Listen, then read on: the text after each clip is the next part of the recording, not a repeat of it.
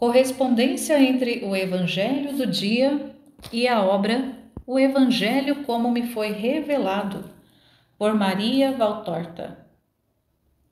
Em nome do Pai, do Filho e do Espírito Santo. Amém.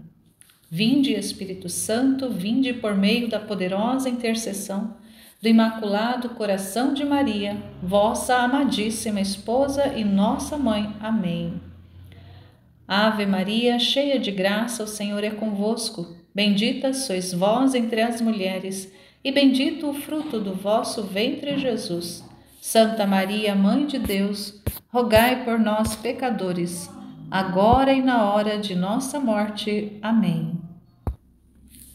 Domingo, 1º de junho de 2025, solenidade da Ascensão do Senhor. Antífona da entrada.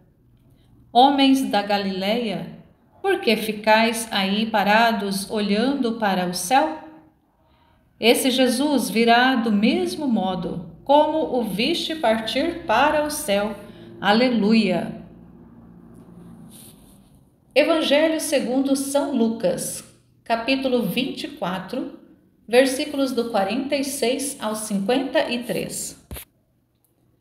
Naquele tempo, disse Jesus a seus discípulos: Assim está escrito: o Cristo sofrerá e ressuscitará dos mortos ao terceiro dia, e no seu nome serão anunciados a conversão e o perdão dos pecados a todas as nações, começando por Jerusalém. Vós sereis testemunhas de tudo isso. Eu enviarei sobre vós aquele que meu Pai prometeu.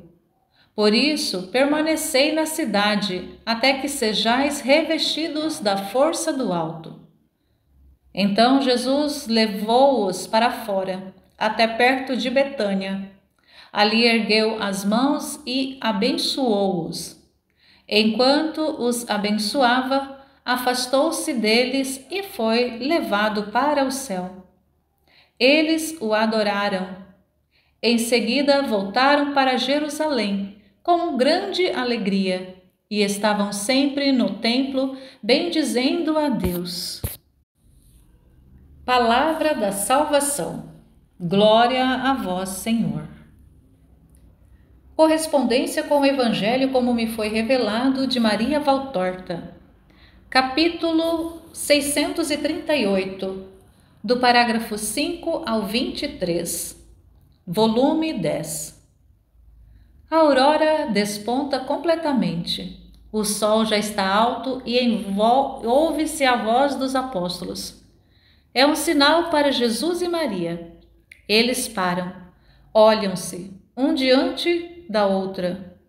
E depois Jesus abre os braços e acolhe em seu peito sua mãe. Oh, era sim um homem, um filho de mulher. Para acreditar nisto, basta olhar esse a Deus. O amor transborda numa chuva de beijos da mãe tão amada. O amor cobre de beijos o filho tão amado. Parece que não conseguem se separar. Quando parece que estão conseguindo, um outro abraço os une de novo. E entre beijos dizem palavras de recíproca bênção. Oh, realmente é o filho do homem que deixa aquela que o gerou. Realmente é a mãe que se despede para devolver ao pai a sua criatura, que é a prova de amor para a Puríssima. Deus que beija a mãe de Deus. Por fim, a mulher, como criatura, ajoelha-se aos pés de seu Deus, que é também seu filho, e o seu filho, que é Deus, impõe as mãos sobre a cabeça da Virgem Mãe, da eterna amada, e a abençoa em nome do Pai, do Filho e do Espírito Santo, e depois se inclina e a levanta, dando-lhe um último beijo sobre aquela fronte branca, como um lírio, sob o ouro daqueles cabelos tão juvenis ainda. Eles voltam para casa, e ninguém, vendo que, calma, vão indo um ao lado do outro, iria pensar na onda de amor que se entranhara neles pouco antes. Mas que diferença! Neste adeus, daquela triste de outros adeuses da mãe ao filho morto, que devia ser deixado sozinho no sepulcro. Neste adeus, ainda que os olhos estejam brilhando por causa do pranto natural de quem está para separar-se do seu amado, seus lábios sorriem na alegria de saber que este amado vai para a sua morada, como lhe convém em sua glória. Senhor, lá fora entre o monte de Betânia estão todos aqueles que tu disseste à tua mãe que queria abençoar hoje, diz Pedro. Está bem, agora iremos a eles. Mas antes, vinde aqui, eu quero ainda dividir convosco o pão. Eles entram no quarto onde 10 dias antes estavam as mulheres para a ceia do 14º dia do 2º mês. Maria acompanha Jesus até lá e depois se retira. Ficam lá Jesus e os 11. Sobre a mesa há carne assada, queijinhos e azeitonas pequenas e pretas, uma pequena ânfora de vinho, uma outra maior cheia de água e uns pães compridos. A mesa é simples, não preparada para alguma cerimônia de luxo, mas apenas para atender à necessidade de tomar alimento. Jesus faz a oferta e divide os pães em partes. Ele está no centro, onde Pedro e Tiago de Alfeu, entre Pedro e Tiago de Alfeu. Foi Jesus que os chamou para aquele lugar. João, Judas de Alfeu e Tiago estão na frente deles, e Tomé, Filipe, Mateus de um lado, André, Bartolomeu e Zelotes do outro. Assim todos eles podem ver a Jesus. A refeição é breve e em silêncio. Os apóstolos que chegaram no último dia de sua proximidade com Jesus, e que, apesar de sucessivas aparições dele, coletivas ou individuais, desde a ressurreição, todas cheias de amor, não perderam nunca mais e comedimento cheio de veneração, que caracterizaram os seus encontros com Jesus ressuscitado. A ceia terminou. Jesus abre as mãos acima da mesa, no seu ato habitual diante de um fato inevitável e diz: Eis aí, chegou a hora em que eu devo deixar-vos para voltar a meu Pai. Escutai as últimas palavras do vosso Mestre. Não vos afasteis de Jerusalém durante estes dias. Lázaro, ao qual eu falei, providenciou, mais uma vez, a fim de transformar em realidade os desejos de seu mestre, e ele vos cede a casa da última ceia para que tenhais uma morada na qual reunir-vos e recolher-vos em oração. Ficai lá dentro, durante estes dias e rezai constantemente, a fim de preparar-vos para a vinda do Espírito Santo, que acabará de formar-vos para a vossa missão. Lembrai-vos de que eu, que também sou Deus, me preparei com uma severa penitência para o meu ministério de evangelizador.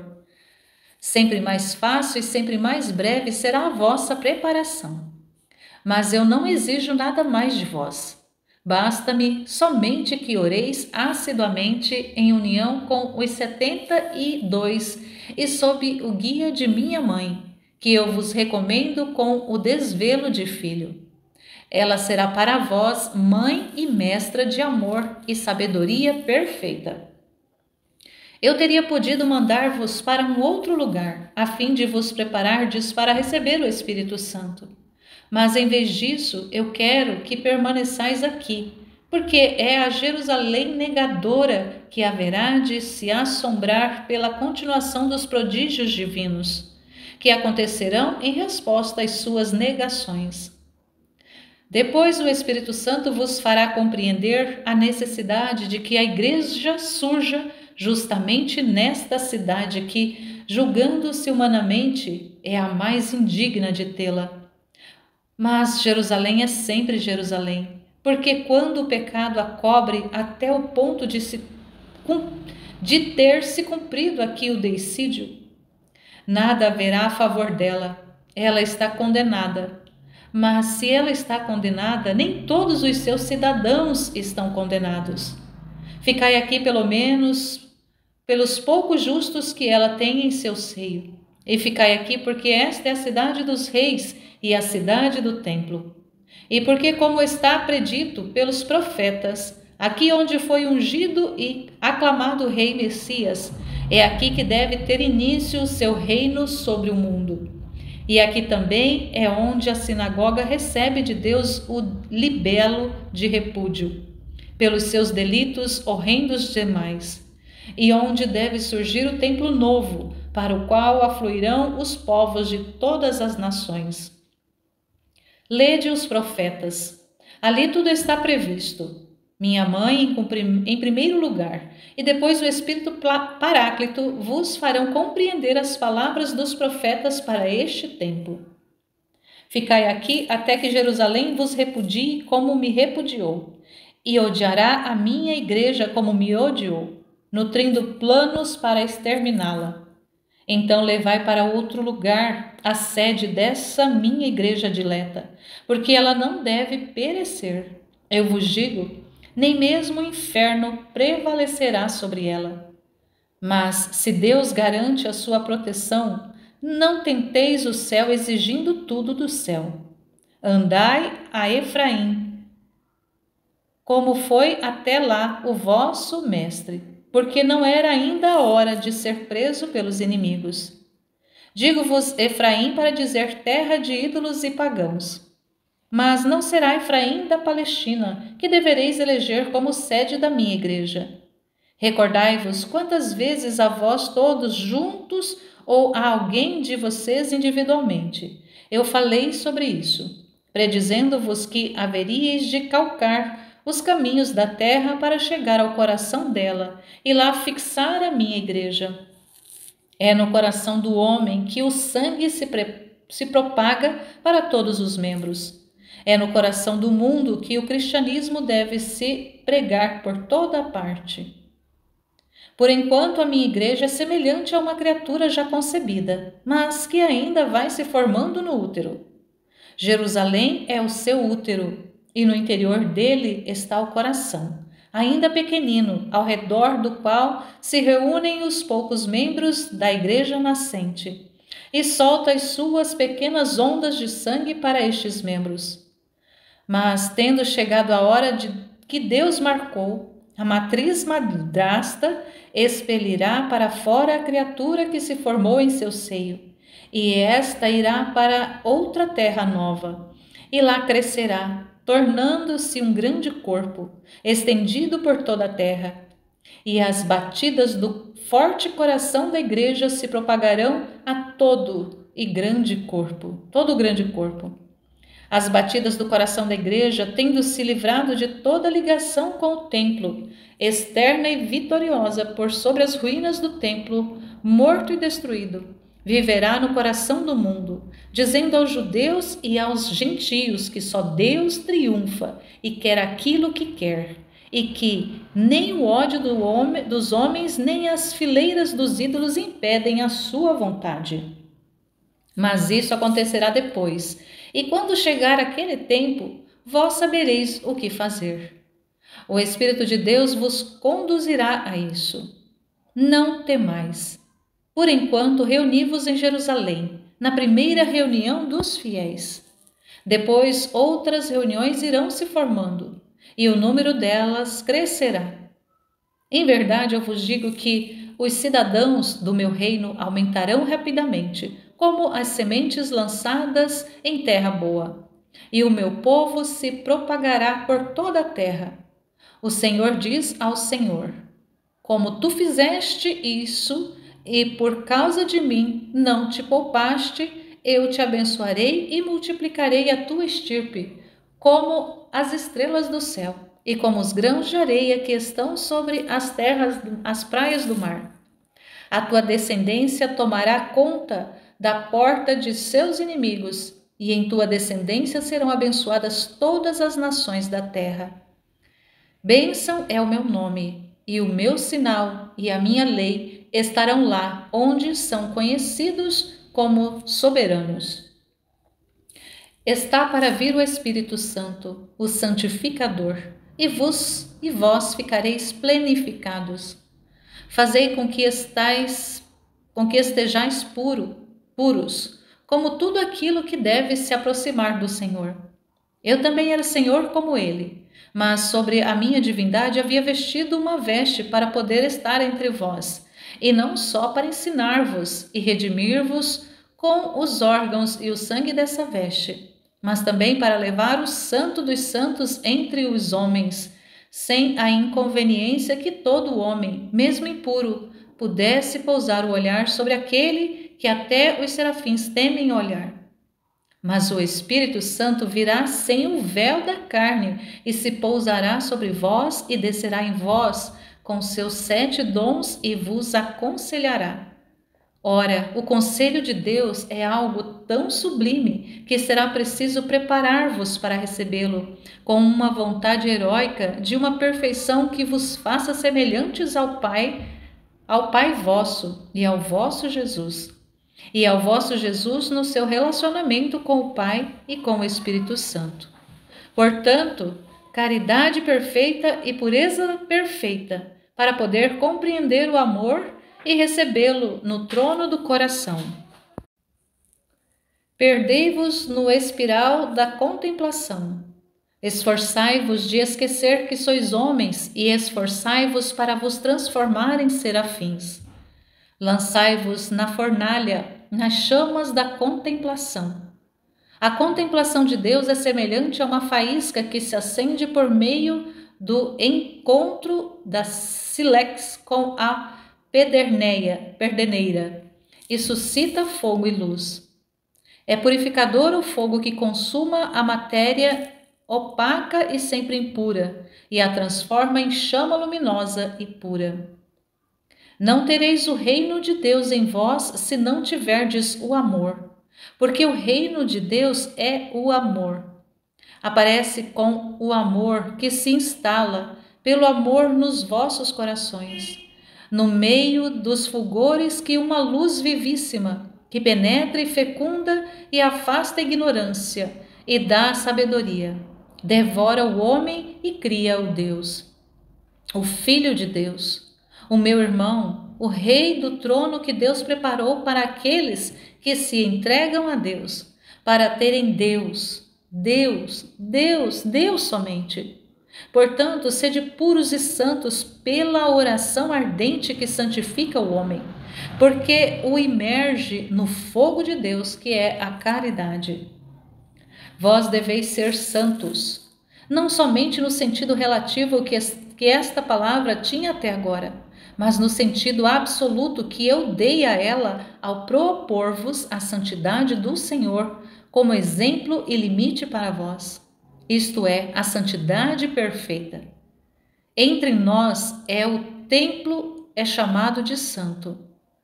Santo o lugar em que está o altar, santo dos santos, o lugar velado onde está a arca e o propiciatório.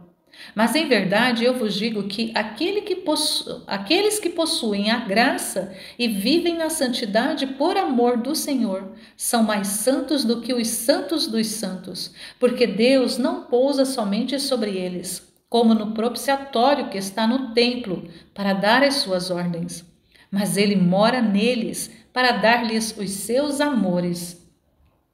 Recordai as minhas palavras da última ceia?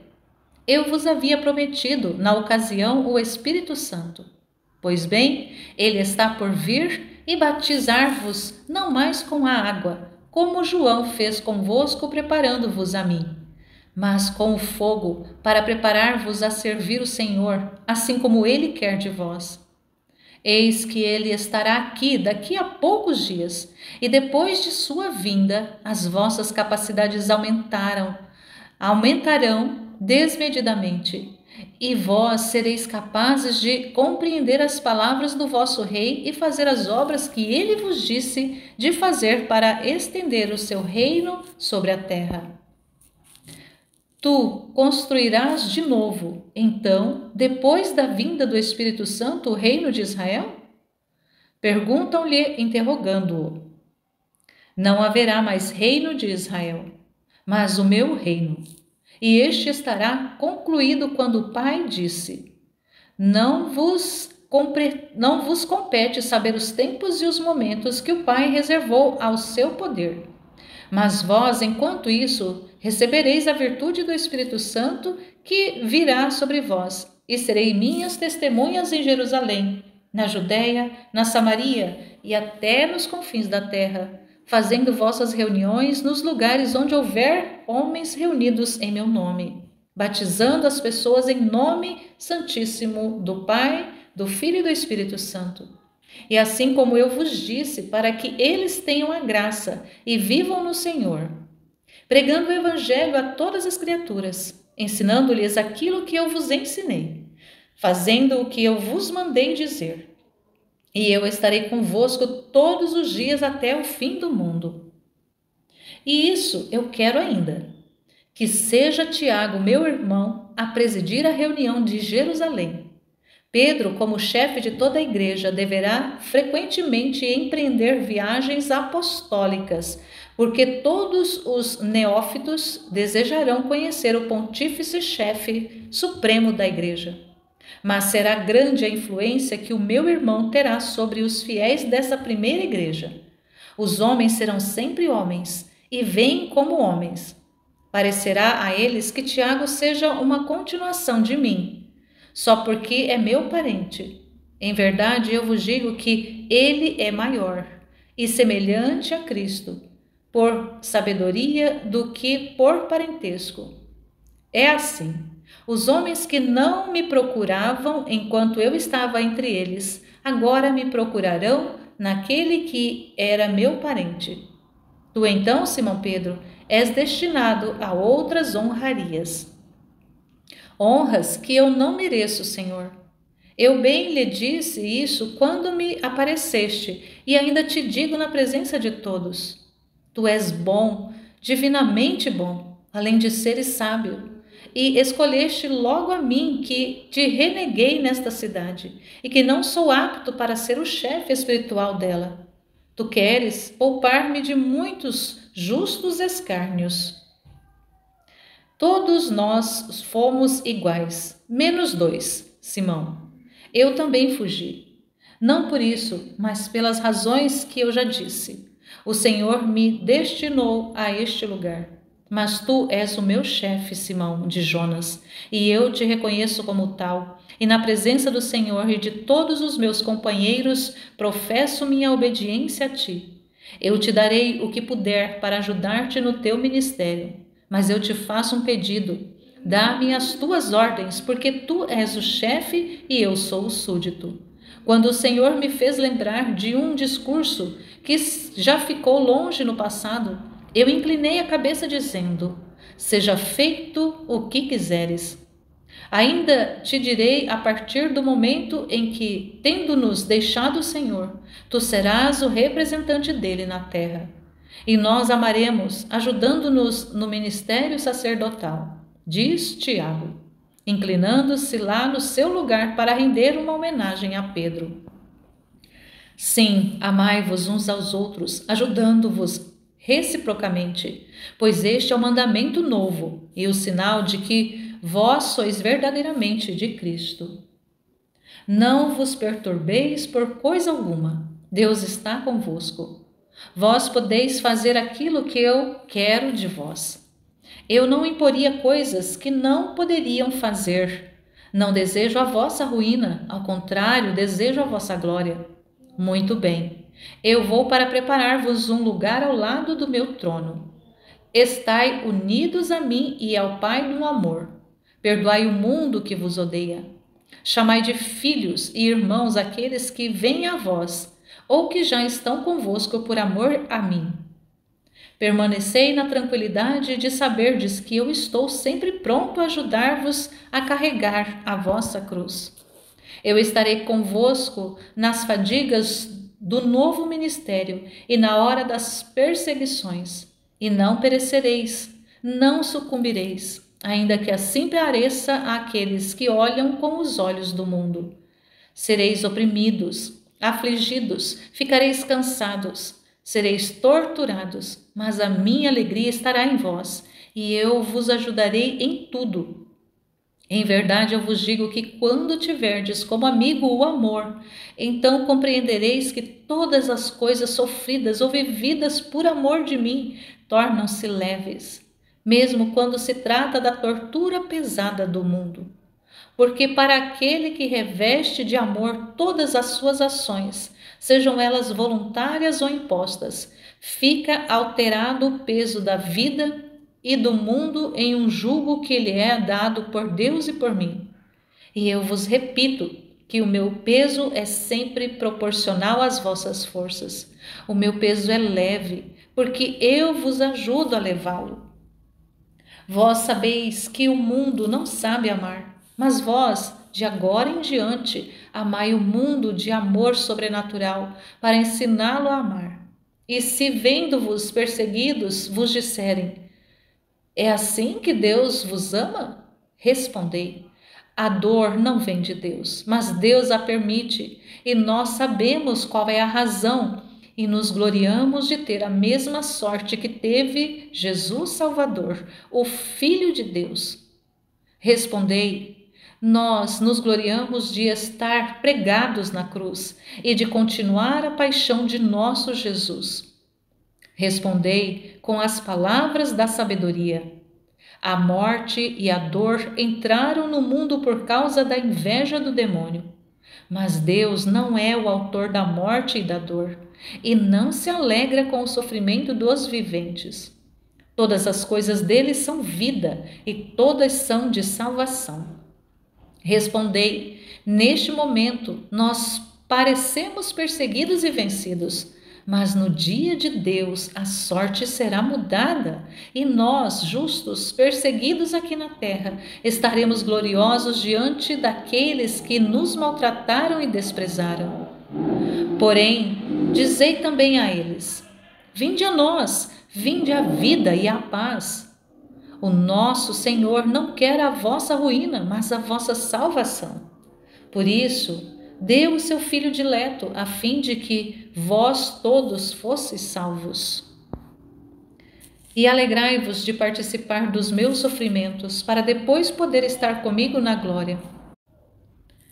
Eu serei a vossa recompensa extremamente grande. Promete o Senhor em Abraão a todos os seus servos fiéis. Vós sabeis como se conquista o reino dos céus, com a força e se alcança por meio de muitas tribulações. Mas aquele que perseverar como eu perseverei, estará onde eu estou.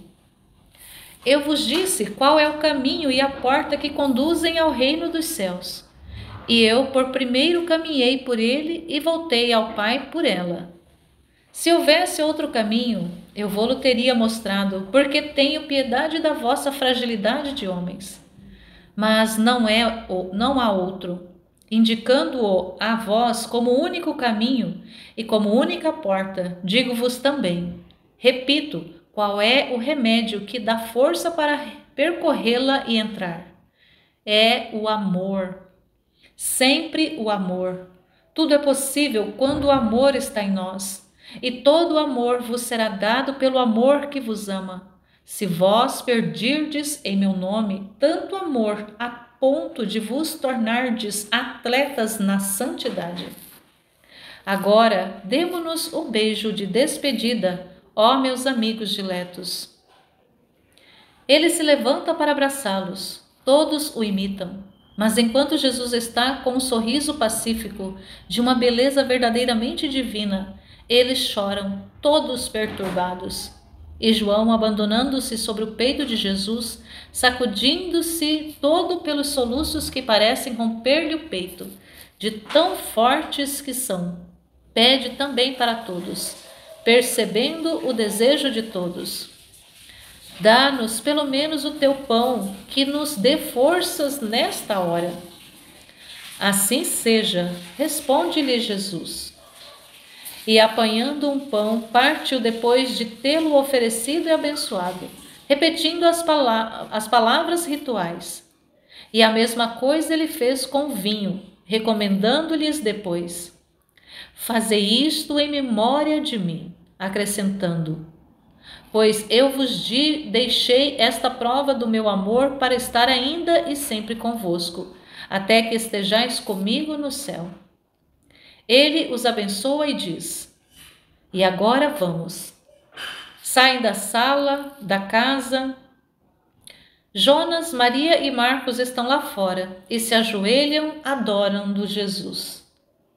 A paz permaneça convosco e que o Senhor vos recompense por tudo o que me deste, diz Jesus, abençoando-os ao passar. Marcos se levanta e diz: Senhor, os olivais ao longo do caminho de Betânia estão cheios de discípulos que estão te esperando. Vai dizer a eles que se dirijam para o campo dos Galileus. Marcos dispara com toda a velocidade das suas pernas jovens. Vieram todos então, dizem os apóstolos entre eles. Mais adiante, sentada está Marciã e Maria de Cleófas. Esta está a mãe do Senhor.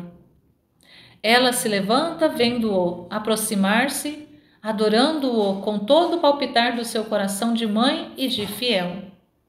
Vem, minha mãe, e também tu, Maria. Jesus as convida a vê-las paradas, paralisadas diante da sua majestade, que está fulgurando como no dia da ressurreição. Mas Jesus não quer causar-lhes acanhamento com esta sua majestade e pergunta de modo muito afável a Maria de Alfeu: tu ficaste sozinha? As outras já estão lá diante, com os pastores e com Lázaro e toda a sua família. Mas eles nos deixaram aqui porque, ó Jesus, como farei quando não ouvir mais? Ó Jesus bendito, meu Deus, em que te amei antes ainda que tu tivesses nascido. Eu que tenho chorado tanto por ti, quando não sabia onde é que tu estavas depois daquela chacina. Eu que tive o meu sol no teu sorriso, desde que tu voltaste, e contigo todo o meu bem? Ah, quanto bem tu me deste. Agora sim que eu irei ficar verdadeiramente pobre, viúva e sozinha. Enquanto estavas aqui, eu tinha tudo. Eu pensava que havia conhecido a maior das dores naquela noite.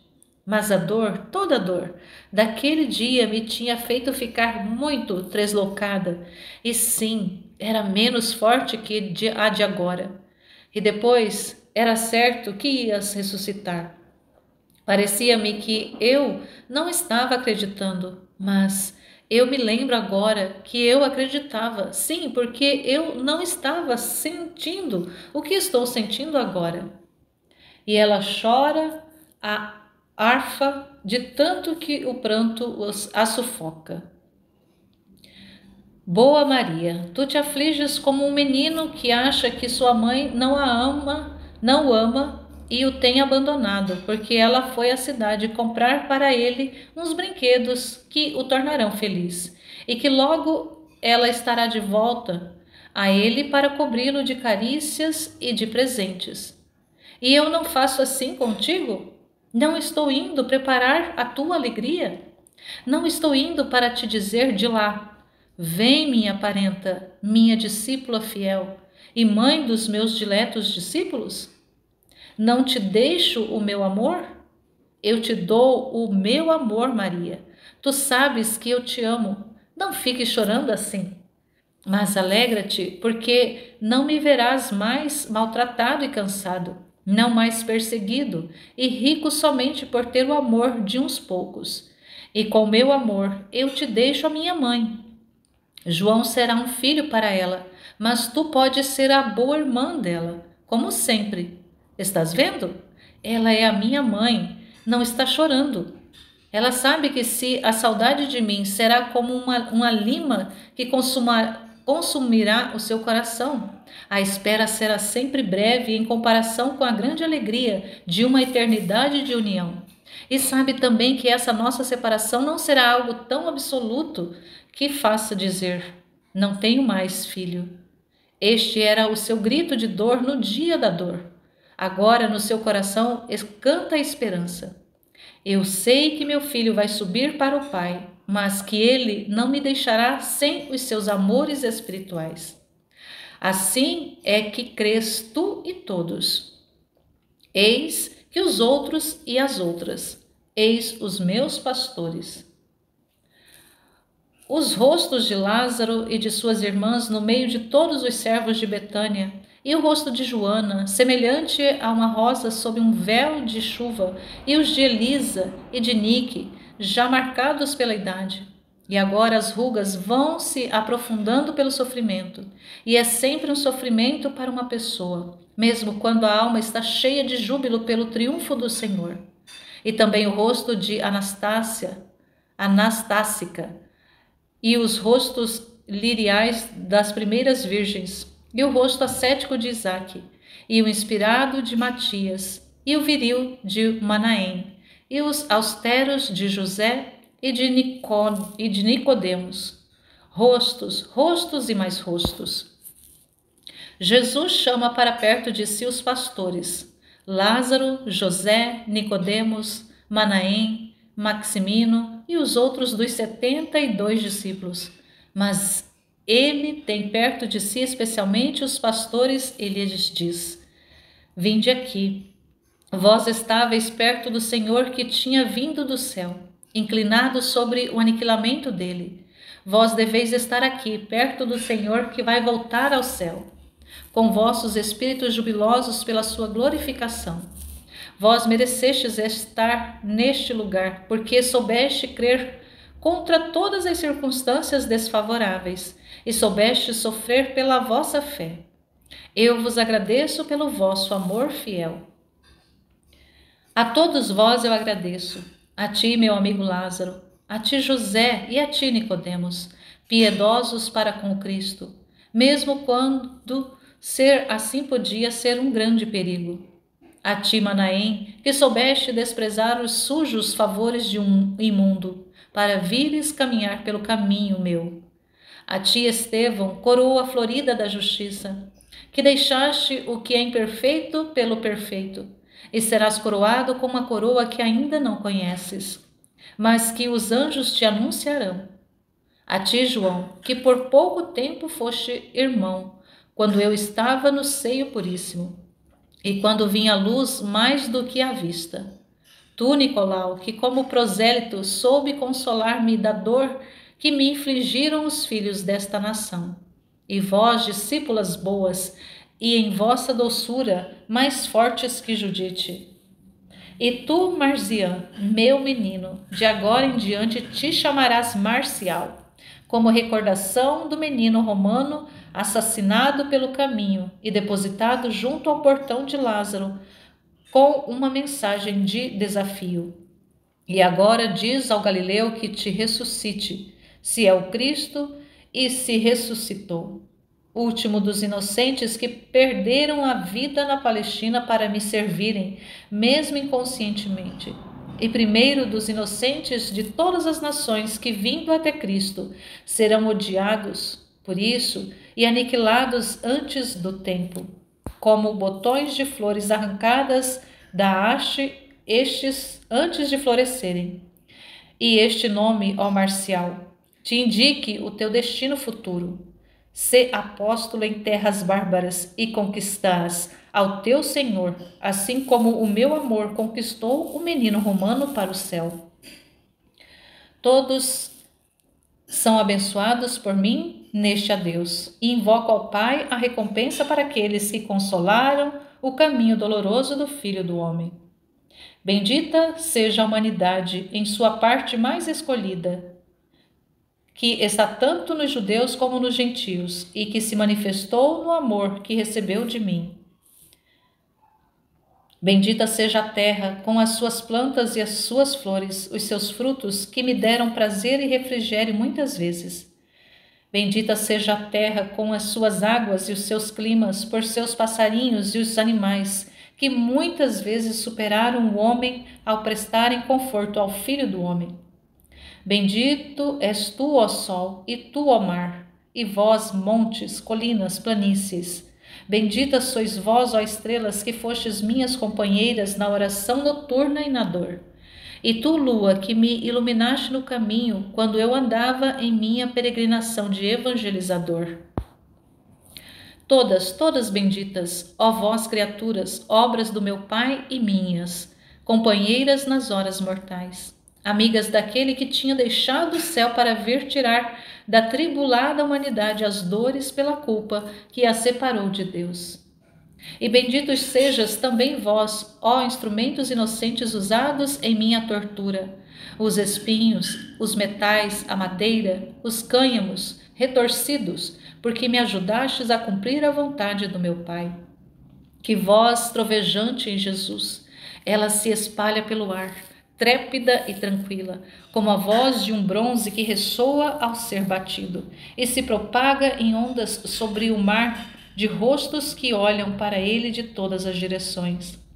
Eu digo que são centenas as pessoas que circundam Jesus enquanto ele está subindo, com os mais diletos em direção ao cume do Monte das Oliveiras. Mas Jesus, chegando perto do campo dos Galileus, que está vazio neste período, entre uma festa e outra, ordena aos discípulos: fazei parar as pessoas onde elas estão.